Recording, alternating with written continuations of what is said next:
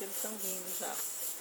Né? Com outras aldeias, né? São 20 e poucas aldeias. Na época era 22 aldeias que tinha, né? Quando começou a vir. Agora tem 28. Já está chegando a 30 aldeias. Eles fizeram, né? Foram formando mais núcleos, né? E a gente começou, na verdade faz 30 anos que a gente está lá no sul da Bahia trabalhando. Meu marido tem as máquinas, trabalha lá, então ele ficava mais lá do que aqui. E eu sempre costumava acompanhar ele, né? Nas férias das crianças a gente aproveitava e ia para lá também. Né? E a gente via, eu sentia assim uma discriminação muito grande com o índio lá e eu não concordava com isso, né? É uma coisa muito triste. Hoje em dia ainda tem, mas já é menos, mas naquela época lá, né? O índio era considerado um intruso em vez de ser os donos da terra, né? E era uma coisa assim que chocava a gente, né? Aí a gente começou a ter contato com um pessoal de duas aldeias lá, da Tibá e da Pequi, né? Que eram aldeias assim, umas 200 pessoas, né? Que saíram da Barra Velha, por exemplo, e montaram outro núcleo dentro da Reserva Nacional do Parque Nacional que tem lá, né? Nem do monte, era do parque, né? E a primeira vez que eu fui lá, faz uns 25 anos, 26, eu acho que eu não tinha meu filho ainda, né? E era uma estrada muito difícil, só ia de caminhonete mesmo na época da seca para chegar lá, né? A gente chegou lá e a tristeza foi enorme, né? Tinha um índiozinho nascendo, a irmãzinha dele de 1 ano morrendo de desnutrição, né? Todo mundo com fome. Né? A FUNAI, que era o órgão para ajudar, é um dos mais corruptos que tem, e assim foi indo a coisa, né? E a gente começou a fazer campanha, daí comecei o pessoal daqui, né, para as coisas para lá para ajudar, mas só que assim, a gente levava e tentou ajudar, porque eram 83 crianças numa única aldeia, fora as da outra, né? Aí a primeira meta foi assim, a gente levava de caminhonete o que podia, levava 1000 quilos de alimentos por vez, cabia 1000, então ia 1000 quilos, né? Aí depois a gente foi vendo a necessidade deles se fixarem na terra, né? Que era uma das coisas que o pajé, o Baiara, os outros lá pediam pra gente. Os abelê, né, que era da Pequi, né? Que seriam produtos para eles se fixar na terra. Eu sempre falo, eles não me pediam um carro, nada disso, eles queriam sementes para poder se fixar na terra, né? Então a gente levava de feijão, de milho, abóbora, muda de banana a gente levava daqui para eles para lá, né? Hoje em dia são umas aldeias até bem estruturadas, né? E eu falo que um dia que eu chorei muito foi um dia que eu fiz uma campanha aqui, a gente arrecadou muita escova de dente, creme dental, sabonete, né? Produtos assim de primeiras necessidades, né? E na outra vez que eu fui lá, eu já levei máquina de costura dessas de pé, tecido para elas emendar, fazer roupa de cama, essas coisas, porque faz frio também numa época do ano lá, né? E eu cheguei lá e aí uma das índias me levou na escolinha, né? De pau-pique, não maior que essa daqui também. Né? E na parede tinha um saco de estopa com todas as escovinhas e o professor que dava aula lá pôs o nome de cada um.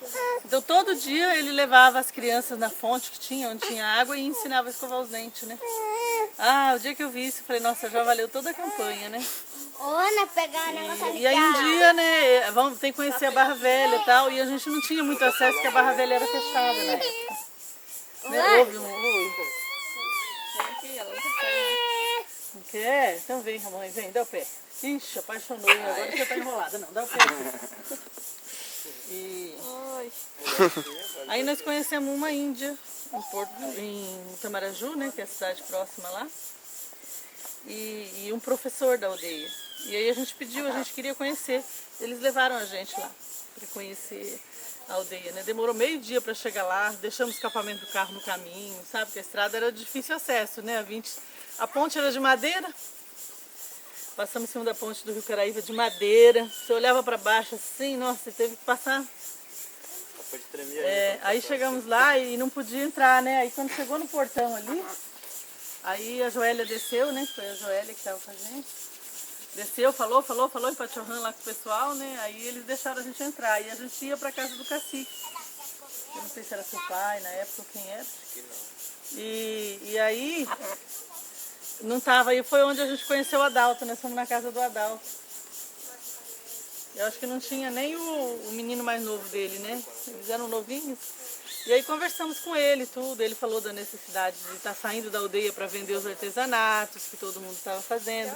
Na época foi quando começou a desenvolver e fazer os artesanatos mais bonitos. A Joélia que saía para divulgar isso, lembra? E aí foi 1 ano, 2 anos, aí no primeiro contato que a gente teve foi esse. Foi o segundo que eu fui lá, eu fui de Corumbau de Cumuruxatiba a Corumbau também. Atravessamos de canoa, eu e a dona Antônia, foi só nós duas de mulheres. Aí fomos lá, né? Aí pegamos o contato, depois nós marcamos com o diretor da FUNAI e o Adalto lá em Porto Seguro num dia, e aí foi negociando para trazer eles, né? Porque precisa de uma autorização da FUNAI também. E o primeiro ano que veio foi um sucesso, né? Porque aqui na região ninguém conhecia, né?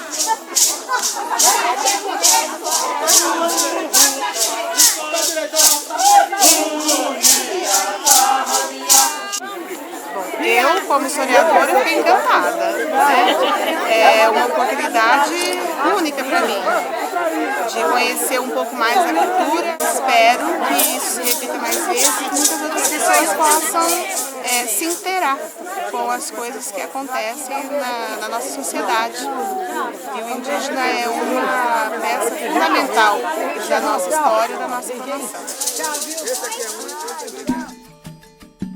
Eu achei uma coisa muito bacana, né, que a gente nunca tinha visto, né? Para nós foi uma coisa muito nova, foi uma coisa muito linda. A gente nunca tinha visto uma apresentação dessa, né? Então eu gostei muito. Eu também sou de raça de índio também. E eu gostei da apresentação dos meus amigos.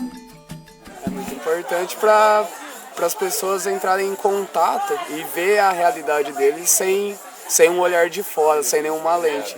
Ver a vida deles a partir deles. Então acho que isso é muito importante, porque quanto mais pessoas fizerem isso, mais vai ter o respeito e a preservação vai ocorrer.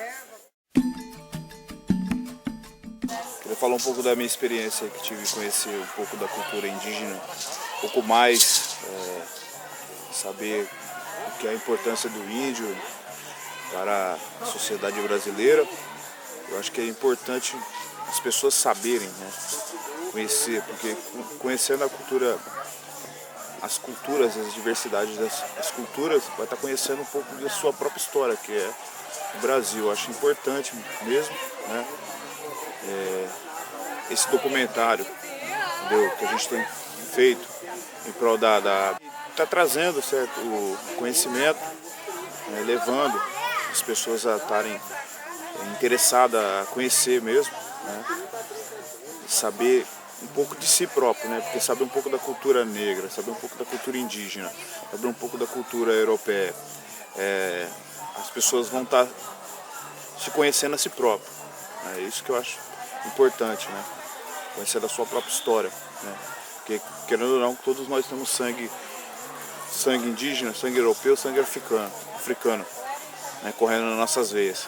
Então eu acho gratificante, né, e quebrando os preconceitos, os paradigmas que as pessoas acham, né, que ser diferente é ser pessoas de outro mundo, não, mas não. Interessante é as pessoas, né, se verem uma nas outras, né? Os povos se veem um nos outros, né? No mundo das diferenças enxergar as igualdades. Acho que é isso aí.